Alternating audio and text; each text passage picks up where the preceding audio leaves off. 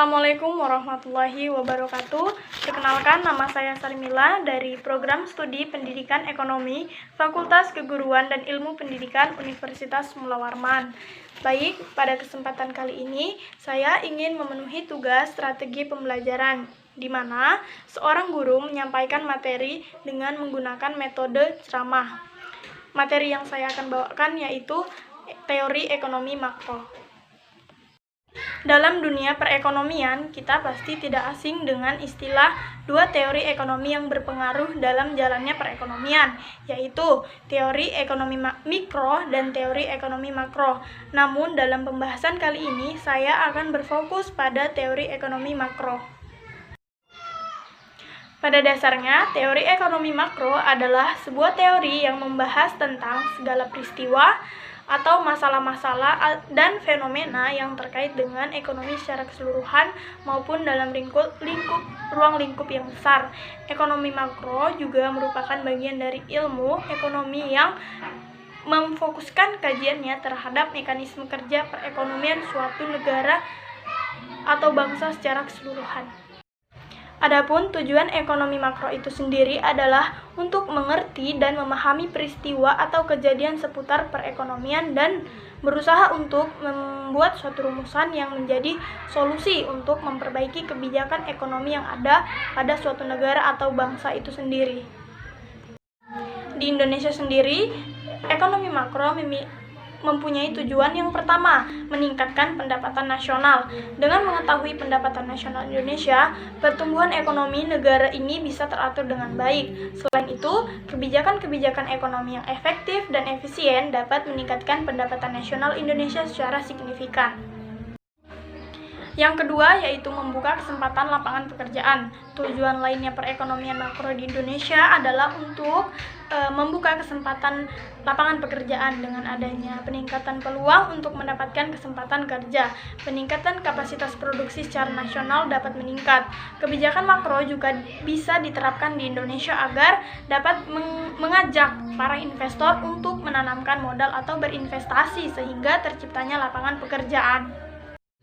Yang ketiga ada meningkatkan kapasitas produksi secara nasional. Kapasitas produksi nasional yang meningkat dapat mempengaruhi peningkatan pertumbuhan dan pembangunan ekonomi di Indonesia.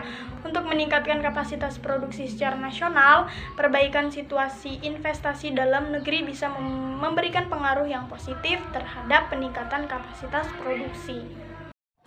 Yang keempat ada mengendalikan inflasi. Salah satu terjadinya inflasi diakibatkan karena terjadinya permintaan terlalu besar terhadap suatu barang atau jasa, sehingga menyebabkan kenaikan harga.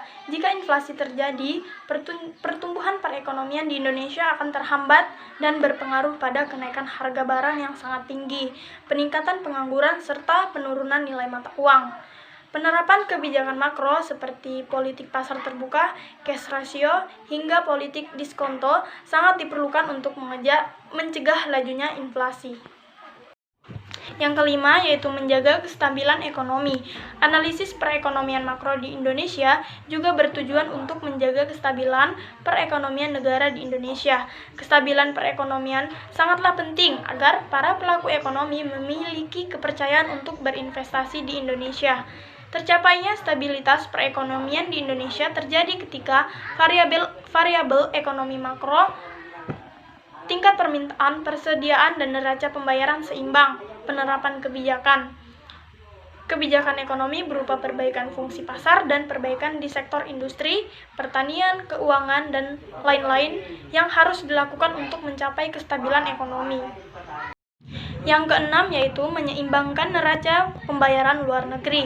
Neraca pembayaran merupakan rangkuman dari beberapa transaksi, seperti transaksi keuangan antar penduduk baik di dalam maupun di luar negeri, pembelian dan penjualan barang dan jasa, dan dana hibah dari negara asing dalam satu periode tertentu.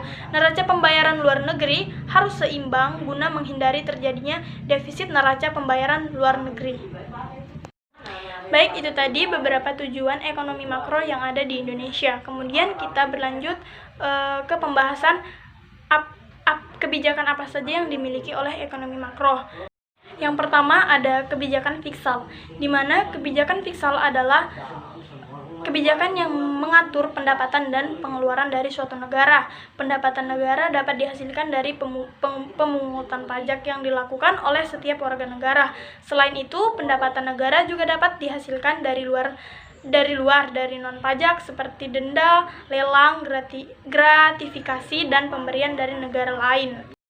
Yang kedua ada kebijakan moneter. Kebijakan moneter adalah kebijakan yang menjadi pembeda dari ekonomi mikro dan ekonomi makro. Kebijakan yang berfungsi mengukur sebanyak apa dana yang dikeluarkan oleh bank sentral yang ada di Indonesia terhadap masyarakat. Jika terjadi perputaran uang yang semakin banyak, tentunya akan mempengaruhi perputaran uang yang semakin banyak dan akan berpengaruh pada tingkat inflasi, sehingga menyebabkan harga suatu barang dan produk menjadi lebih tinggi. Sebaliknya, apabila perputaran uang semakin kecil, maka harga dari suatu produk yang ditawarkan relatif lebih murah atau yang sering disebut dengan deflasi. Selanjutnya yang ketiga ada kebijakan segi penawaran. Kebijakan segi penawaran berfungsi menyeimbangkan neraca keuangan dalam sebuah perusahaan maupun negara. Wajar jika banyak perusahaan yang membutuhkan orang yang ahli dalam bidang ilmu ekonomi.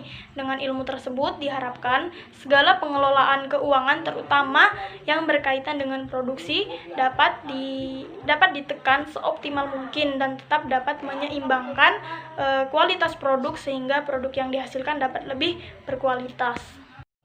Baik, itu tadi beberapa pembahasan tentang teori ekonomi makro. Kurang lebihnya saya mohon maaf.